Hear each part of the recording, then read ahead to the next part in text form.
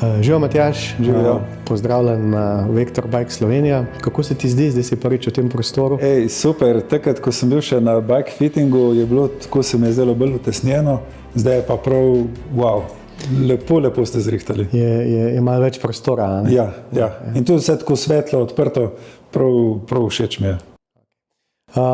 Zdaj tvoj kanal kar malo spremljam, no, verjetno tako kot mnogi ostali. Od kdaj ti že kolesaraš? Koliko let recimo se že aktivno ukvarjaš s kolesarstvom? V bistvu kolesarim celo življenje, odkar se spomnim od majhnega naprej. Prav ta prvo specialko sem dobil v 7. razredu, rock maraton. In pa je bilo vmes malo zatišja, tam ko pridejo otroci, familija, tako. In da je pa prav me zagrablo nazaj, je bilo pa leta 2010, sem si kupil en trekking kolo. Okay. Ampak to je bilo, bi rekel, skokovita rast tega navdušenja. Jaz sem šel z njim iz Nove Gorice do Bohinjskega jezera pa nazaj, čez Soriško planino, pač take nenormalne podvige in pa je bilo pa sam še specialke in pač logično, kar je sledilo. Kdaj si pa začel potem specialko? V bistvu, katera je bila tvoja prva specialka? Eno leto po tistem trekkingu sem pač ugotovil, da ne morem slediti prijateljem, ki so že imeli specialke. Meni je pri 35 na uro na ravnem zmanjkalo trdih brzin in pa sem nekako hmal, približno eno leto po trekkingu sem ga prodal in kupil si specialko.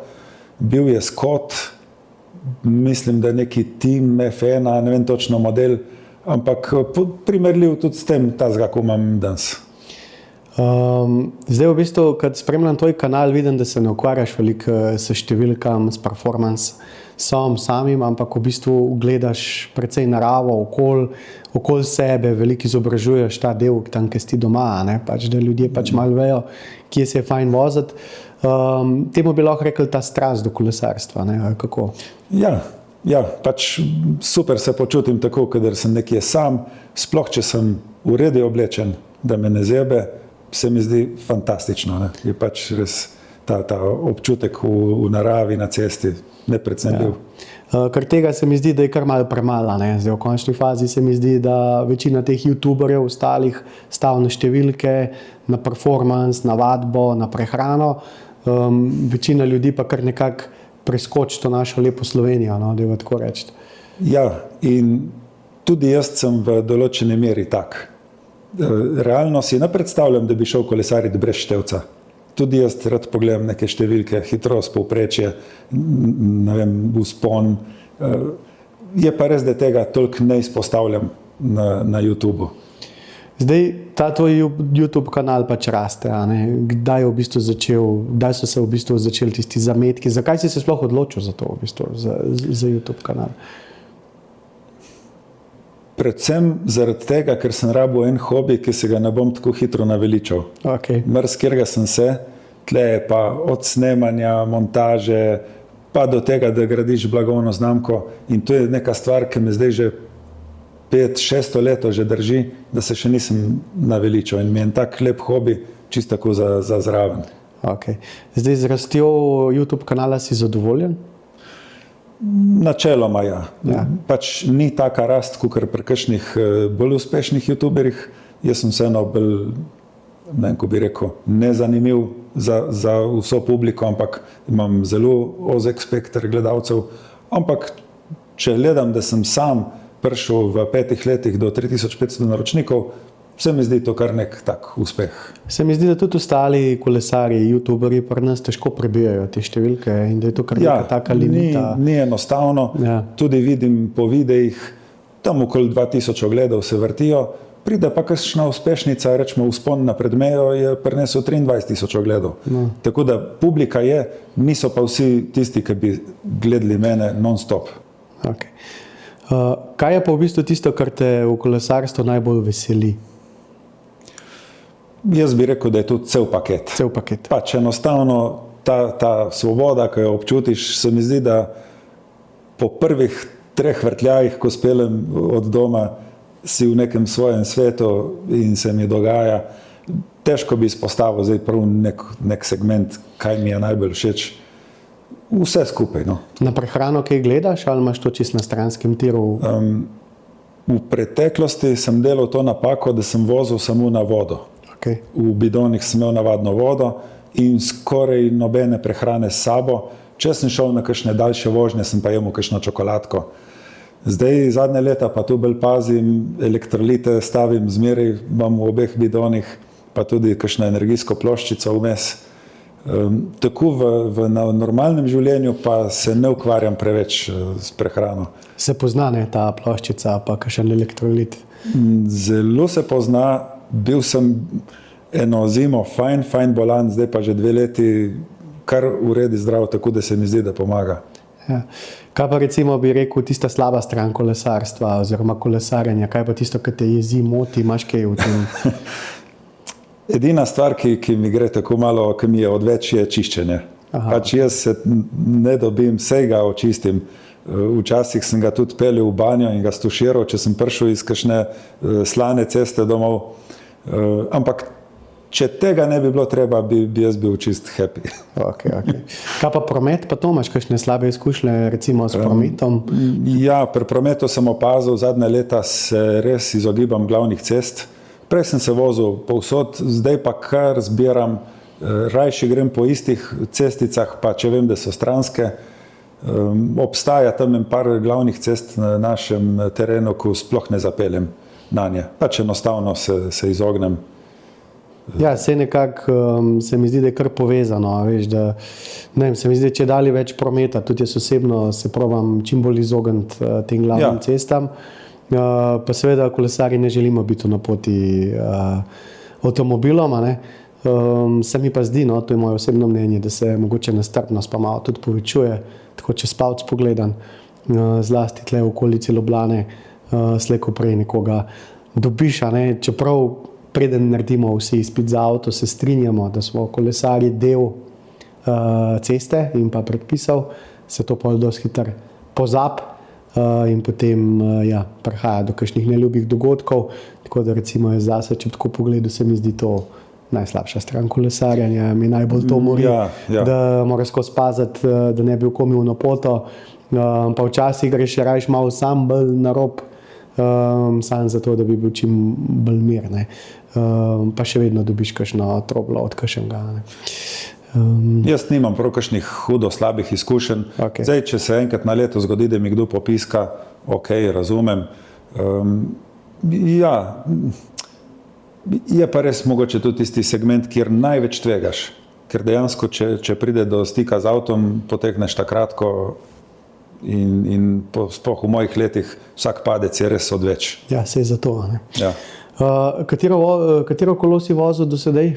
Zdaj, zadnje 4 leta sem imel Scott Addict 20. Okay. Kako si bil zadovoljen s tem kolesom? Pa v redu, pač jaz sem pazil redno ga servisiral in se mi zdi eno tako primerno orodje, cenovno dostopno, nič mi ga ni bilo niti preveč škoda, niti nisem imel z njim nobenega padca, tako da še danes dela v redu. Bi lahko rekel, no, čista petka, všeč mi je. Okay. Ja. Kako to, da te je pol pot prinesla do sem, zdaj v bistvu boš dobil tega Levinspacea, kako to, da si se odločil zamenjati recimo? Jaz se tudi koles hitro naveličam, marsikdo me vpraša, zakaj boš menjal. Res po enih 3-4 letih nekako čutim, da rabim nekaj drugega.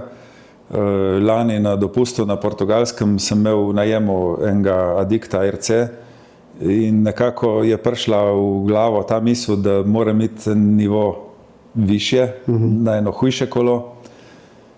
In sovpadlo je pa s tem, ker sem videl na YouTubeu pa te vaše Elves kolesa.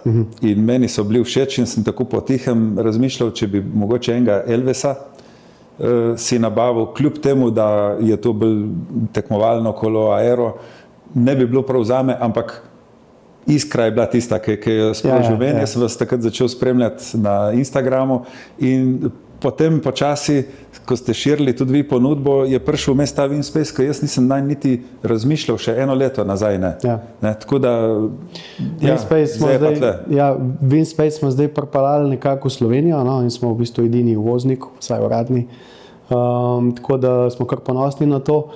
Winspace je top tier azijske ponudbe, izredno priznana zadeva tako na Kitajskem, Japonskem in pa seveda tudi v Ameriki. Zdaj prihajajo letos tudi v Evropo, malo bolj agresiven, tudi z evropskim skladiščem. Ideja Winspace je pa tako, če je Elvis mogoče, ki spremenil, če je Elvis mogoče bolj neka taka standardna, klasična ponudba koles, je Winspace res, bom rekel, malo bolj dodelana znamka.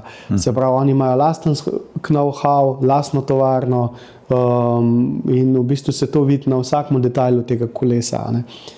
Ti si pri nas najprej opravil bike fitting, Ja. Tam se je ugotovil, da sem imel predolgo kolo. Ja. Jaz sem bil kar precej raztegnjen naprej, čeprav tega prej nisem vedel, ampak pol tako ugotoviš. Zdaj, kot smo se že pogovarjali, sicer, pozicija na cestnem kolesu je vedno prisilna. In če temu dodamo še tele naše slovenske ceste, ki so na robu ponavadi praviloma bolj spokane, luknaste, počane, kakorkoli, se teh mikroudarcev, nepravilnih pozicij kar nabere. Ja. In kar naenkrat se zavrti cela spirala te logike. Bistven je kolesar, manj je pomembna znamka, še manj je pomembna oprema in okoli tega mi zgradimo. Zdaj, Simon ti je tukaj priporočil tale Agile model, ki je v bistvu tudi moj najljubši model. Mislim, da ni bolj primernega okvirja zate ta moment. Gre za all-rounder, se pravi, gre za kolo, ki pokriva v bistvu vse segmente, predvsem pa pokriva dve diametrali, se pravi, po eni strani je izredno udoben in po drugi strani je izredno tok, kar pomeni, da ti bo omogočal, da se boš vozil hitrejš, po drugi strani se boš pa še vedno vozil zelo udobno.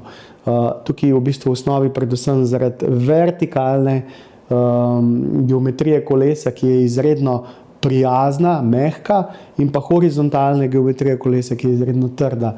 Za tem kolesom stoji znanost, kolo je v bistvu iz vetrovnika ven. Nažalost, bom jaz rekel, nažalost, se letos ukinja, tako da kar bojo še ljudje nekako dobili. Sicer ima Winspace še druge geometrije, ampak recimo za nekega povprečnega ali pa mogoče manj zahtevanega, ali pa po drugi strani tudi za kakšnega tekmovalnega, ker Winspace je s to geometrijo pa tudi tekmoval.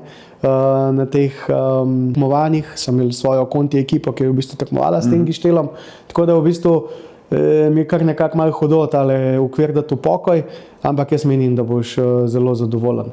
Zdaj, glede Feltona, tle smo imeli mogoče največ vprašanj okoli tebe.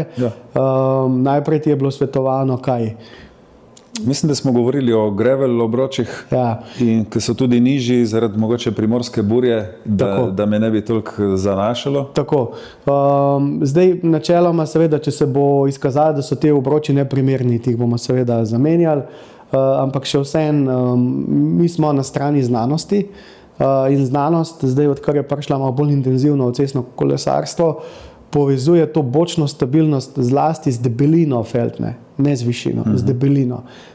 Tu neko podjetje Swisside, ki je načeloma mednarodno zelo priznano, je napisalo kar dosti veliko pritožbo UCI-ju glede te omejitve višine, in ker smo ti dali gor tudi 32 debelino pneumatik, menimo, da boš v bistvu v bočnem vetru precej enako stabilen, kot bi bil na grevlu.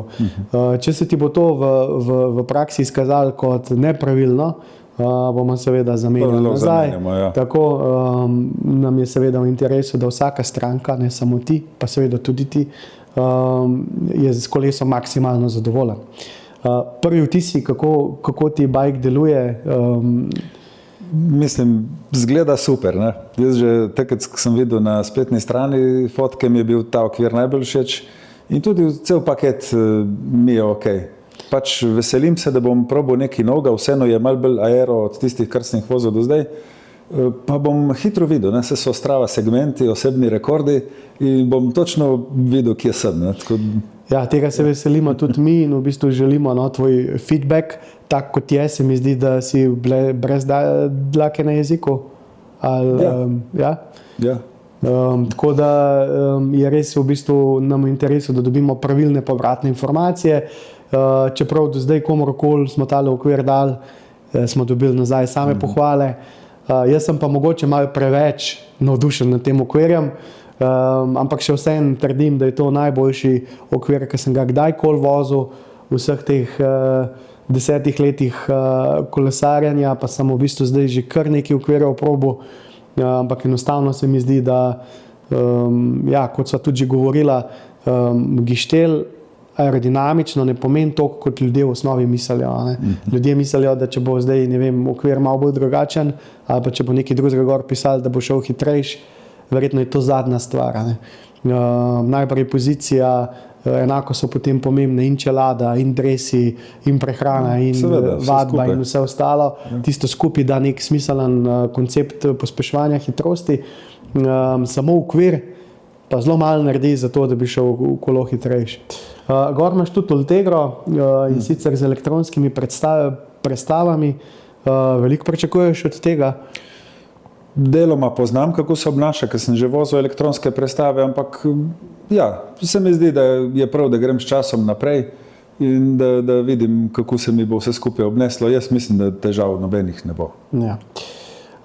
Ja, dobro, Matjaž, jaz ti želim vse lepo, predvsem pa srečno, varno vožnjo, pa upam, da boš na kolesu užival, no? Ker zdaj načeloma držimo pesti, da se te bo dejansko pospešil v tisto smer, ki si jo zadal, da bo šlo hitreje in lažje, pa mogoče malo bolj z užitkom. Ja, hvala tudi vam, res všeč mi je ta koncept, da smo najprej naredili bike fitting, ker jaz, če ne, se nikoli v zadnjih 15 letih nisem odločil, da bi ga šel delati kar tako. Tle pa sem imel to priliko, da smo se najprej pomerili in tudi zdaj, ko gledam, kakšen paket sem dobil, pač kolo komplet je pod 8 kilami, ne? Ja, tako da 7,9 ali nekaj tazga. 7,8, ja.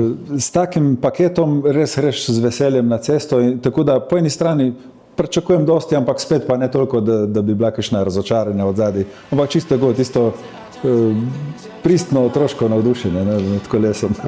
Ja, se pravi, tudi ta barvna kombinacija je ena najlepših, sploh v cestnem kolesarstvu. Ja, lepo. Tako da na soncu bo sploh zasijal. Tako da, Matjaž, srečno. Čisto za konec, igraš šah? Ja. Pa deva eno.